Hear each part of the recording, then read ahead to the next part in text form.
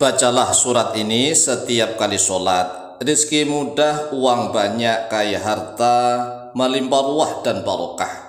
Assalamualaikum warahmatullahi wabarakatuh. Bismillah walhamdulillah. Wassalatu wassalamu ala rasulillah Sayyidina wa maulana Muhammadin ibn Abdillah wa ala alihi wa sahbihi wa mawalah wa la hawla wa la quwwata illa billah amma ba'd. Saudaraku kaum muslimin wal muslimat rahimakumullah. Wabil khusus saudara-saudara kami para pecinta dan subscriber channel YouTube Tafsir Al-Muallim dimanapun berada, yang tidak lupa dan tidak bosan-bosannya senantiasa kami doakan semoga Allah Azza wa Jalla memberikan kesehatan, sihat walafiat lahir dan batin. Semoga Allah Jalla Jalaluh memberikan rizki yang melimpah ruah, harta yang barokah, menjadikan anak-anaknya anak-anak yang soleh dan solihah, dzurriyyahnya dzurriyyah yang thayyibah, hidupnya sukses, bahagia dan selamat di dunia dan di akhirat. Amin amin Allahumma amin. Saudaraku kaum muslimin wal muslimat rahimakumullah, bagi saudara-saudara kami yang sudah rajin melaksanakan sholat fardu 5 waktu maupun sholat-sholat sunnah, tetapi kehidupannya masih susah, masih sulit, rizkinya masih sulit, masih seret, tidak lancar. Oleh sebab itulah, perhatikan setiap kali sholat kita hendaklah membaca surat ini setiap kali sholat.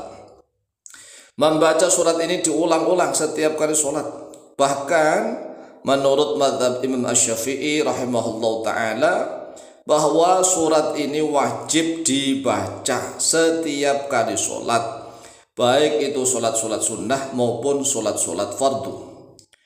Setiap rakaat sholat fardu membaca surat ini, dan setiap sholat sunnah setiap rakaatnya juga membaca surat ini. Lalu surat apakah itu? Surat ini adalah sebagai pembuka segalanya, pembuka dari Al-Quranul Karim, pembuka dari segala pintu rizki.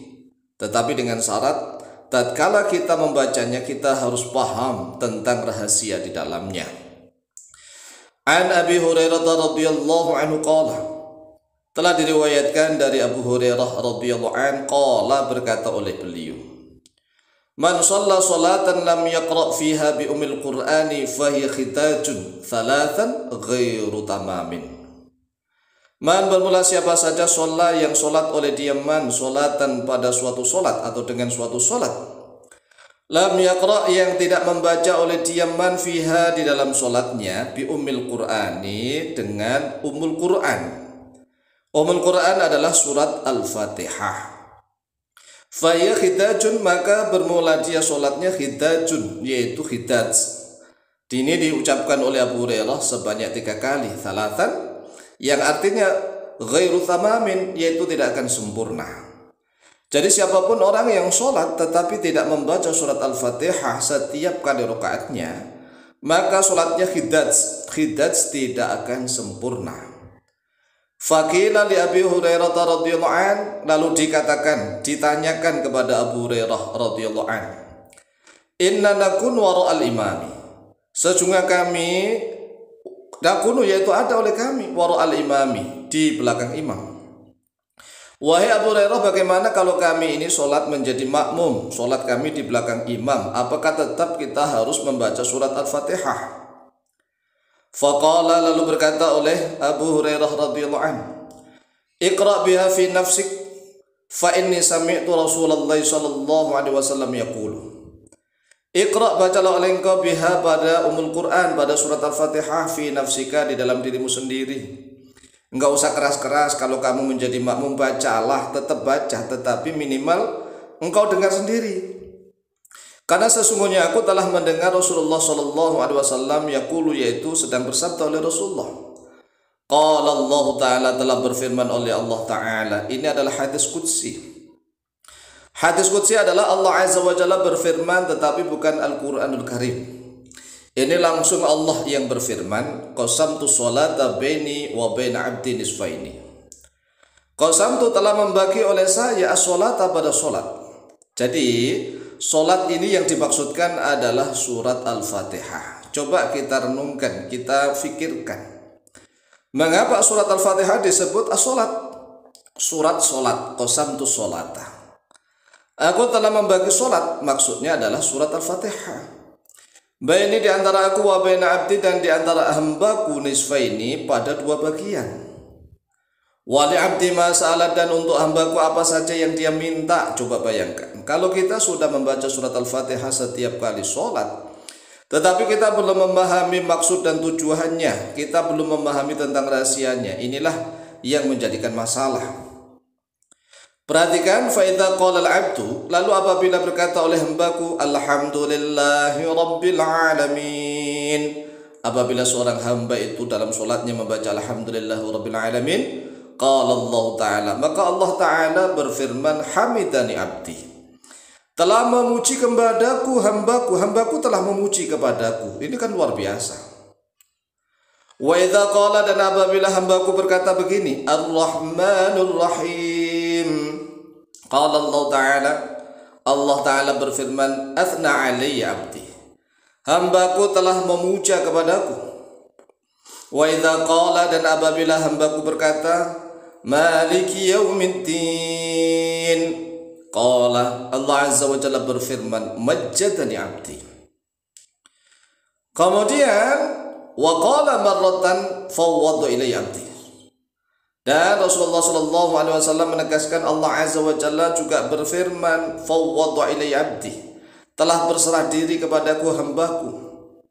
Wa idza qala, dan apabila hambaku berkata, lah ini mulai dari sinilah kita ini dibuka pintunya Allah azza wa jalla membuka segala-galanya. Maka tatkala membaca iyyaka na'budu wa iyyaka nasta'in, ini benar-benar kita konsentrasi.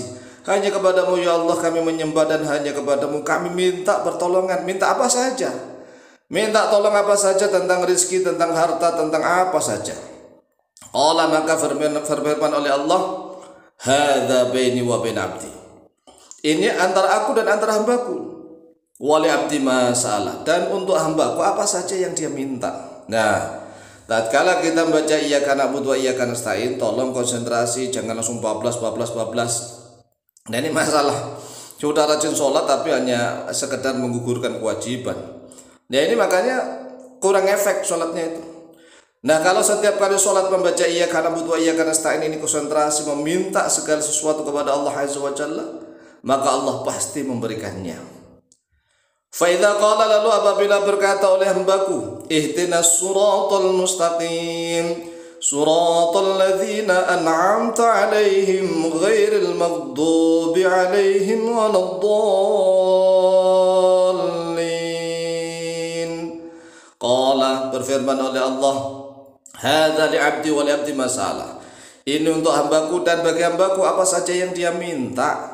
Nah, karena surat Al-Fatihah ini as-sab'ul mathani, 7 ayat yang diulang-ulang, maka menurut mazhab Syafi'i ayat yang pertama adalah Bismillahirrahmanirrahim. Kemudian pada surat ayat yang ke-6 ihdinas siratal mustaqim, ini bernafas. Kemudian ayat yang ke-7 satu nafas, maka tarik nafas terlebih dahulu. Suratal ladzina an'amta 'alaihim ghairil maghdubi 'alaihim waladdallin. Setelah itu amin. Amin itu artinya kabulkanlah doaku ya Allah. Ini adalah hadis sahih riwayat Muslim nomor hadis 395. Demikian, semoga manfaat dan barokah. Lebih kurangnya mohon maaf. Wallahu taala a'lamu bishawab.